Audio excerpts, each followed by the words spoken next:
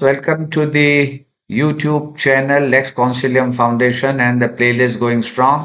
यहाँ पर बातचीत हो रही है पुराने कोर कमांडर और director general infantry lieutenant Shankar Prasad से, जो खुद गोरखा रेजिमेंट और पंजाब रेजिमेंट में सर्विस करके फौज के दस्तूरों से अच्छी तरह उनकी वाकफियत है। और अब मेरा उनसे सवाल यह है कि यूनिट के अंदर आपने क्वार्टर गार्ड जो इम्पोर्टेंट प्लेसेस होते हैं, क्वार्टर गार्ड के बारे में बताया आपने, कुछ ऑफिसर मेस का जिक्र किया आपने, मंदिर के बारे में बताया, और उसी तरह से एक इंस्टीट्यूशन है जिसको बोलते हैं वेट कैंटीन। तो ये क्या है, ये हमारे दर्शकों को आप बताएं। बड़ी दिलचस्प बात है शैलेंद्र। एक यूनिट के अंदर एक तो होती है CSD canteen, unit run CSD canteen, जिसमें कैंटीन का सामान आता है और वो कैंटीन का सामान यूनिट कैंटीन बेचती है। जब उसमें टूथपेस्ट, हेयर ऑयल, कंगाल, सोप और रोजमर्रा की चीजें आती है कैंटीन से, वो बिकती है। लिकर भी आती है, लिकर भी वहीं से भी। ये वेट कैंटीन क्या है? वेट कैंटीन बहुत अंग्रेजों के जमाने से चली आ रही है, आज से नहीं। तो मैं समझता हूँ कि 100-150 साल पुरानी होगी वेट कैंटीन का। ये बड़ा अजीब और गरीब कॉन्सेप्ट है। हर एक यूनिट के अंदर एक कॉन्ट्रैक्टर होता है। देखिए, अगर आप किसी, जैसे पुराने जमाने में दिल्ली का दे लीजिए, आप दिल्ली में कंटोनमेंट शहर से बहुत दूर था, नॉर्थ प्लेस वगैरह से तो कंटोनमेंट बहुत दूर था, 8-10 किलोमीटर का बियाबान जंगल था बीच में। तो cantonment are normally away from the main. तो वहां पे लोगों को कोई अगर रिलैक्स करना है, कोई कोका कोला पीना है, कोई जलेबी खानी है, कोई समोसा खाना है, तो ये कॉन्ट्रैक्टर जो होता था ये इस सब चीजें बनाता है और वो इन जवानों को कैश पेमेंट पे देता है। साथ साथ कैश के अलावा वो उधार में भी देता है। और बड़ी दिलचस्पी की बात यह है कि जब हम लोग सेकंड लेफ्टिनेंट कैप्टन थे तब तक तनख्वाहें बहुत कम होती, 400 रुपए होती थी। तो 400 रुपए तो पहले 10 दिन में खत्म हो जाते थे। 200-250 रुपए मेस बिल आ गया। सबके पास मोटरसाइकिल तो होती नहीं थी, तो साइकिल चाहिए, साइकिल किराए पे ये वेट कैंटीन वाला कॉन्ट्रैक्टर देता था, 10 रुपए 12 रुपए महीने में। और समझिए आपके 20 तारीख को सिनेमा जाने का मन है टाउन के अंदर, पैसे तो है नहीं, खत्म हो गई तनख्वाह। तो बनिए से कहते भैया 15 रुपए दे दे, तो हिसाब में लिख लेता था 15 रुपए।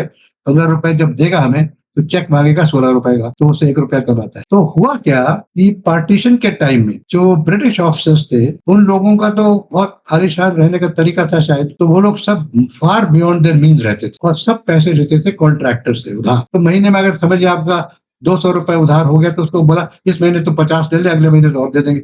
वो अपना इस पर इंटरेस्ट जोड़ता जा रहा है। तो हुआ क्या कि जब पार्टीशन हुआ और ब्रिटिश ऑफिसर्स यहाँ से गए तो उनके पास पैसे नहीं थे। बड़े दुख की बात भी है ये और बड़ी इंफॉर्मेटिव बात है ये। उन्होंने क्या किया कि अपनी रेजिमेंट के silver through the wet canteen बेच दिए और उससे अपना कर्जा क्लियर कर दिया। रादर शेमफुल, पर ये हिस्टोरिकली करेक्ट है। तो जो वेट कैंटीन का जो कॉन्ट्रैक्टर होता है, he is a very important person. अगर यूनिट के अंदर आपको कोई सामान चाहिए जो लोकली अवेलेबल नहीं है, जैसे आपको कोई टारगेट पेपर चाहिए, वहां लोकली अवेलेबल नहीं हो रहा कहीं से, तो यू टेल द कॉन्ट्रैक्टर कि भाई मुझे इस साइज का ये चाहिए टारगेट पेपर। तो वो किसी को भेजेगा क्लोजेस्ट जगह पे, वहां से वो टारगेट पेपर ले आएगा, टाइपिंग पेपर ले आएगा। और अगर कोई छोटी मोटी और चीजें चाहिए तो जी टी शर्ट ले आएगा, कोई कमीजें वगैरह ले आएगा, जवान खरीदना चाहते हैं। So wet canteen is a very very important institution.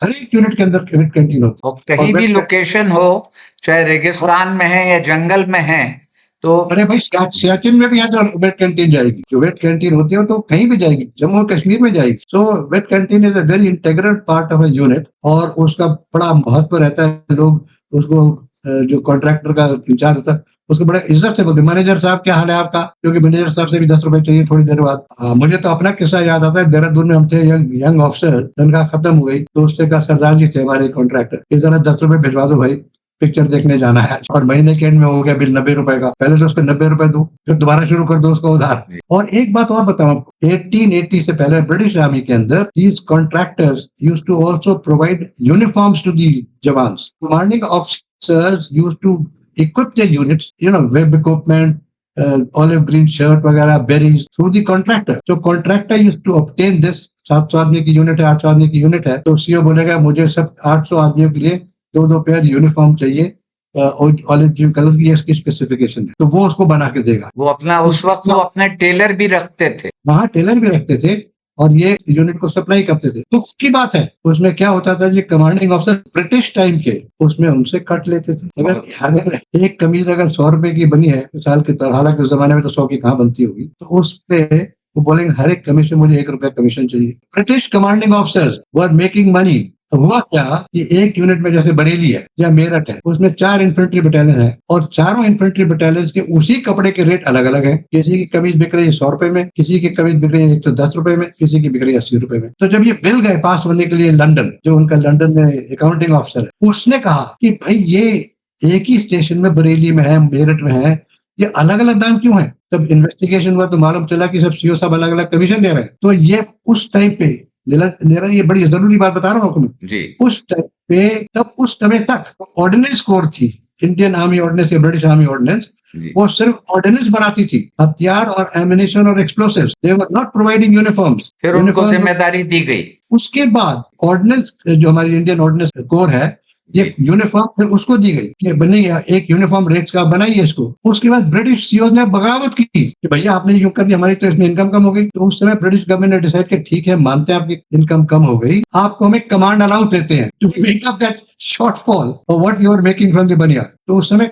एक कमांड पे आ गई थी ब्रिटिश ऑफिसर्स के लिए। तो these are interesting historical facts. जी हाँ। और इसी तरीके से कैंटीन कॉन्ट्रैक्टर की अहमियत बढ़ी और किस्म किस्म के काम करता है कैंटीन कॉन्ट्रैक्टर। सभी काम करता है, जो काम दोगे वो काम कर देगा, पैसे बनाएगा उसमें। सही बात, बहुत बहुत शुक्रिया। और इसी तरह मैं व्यूअर्स से कहूंगा हमारे साथ आप बने रहें, चैनल को देखें और ये इंटरेस्टिंग रोचक बातें हम आपके सामने प्रस्तुत करते रहे। शुक्रिया।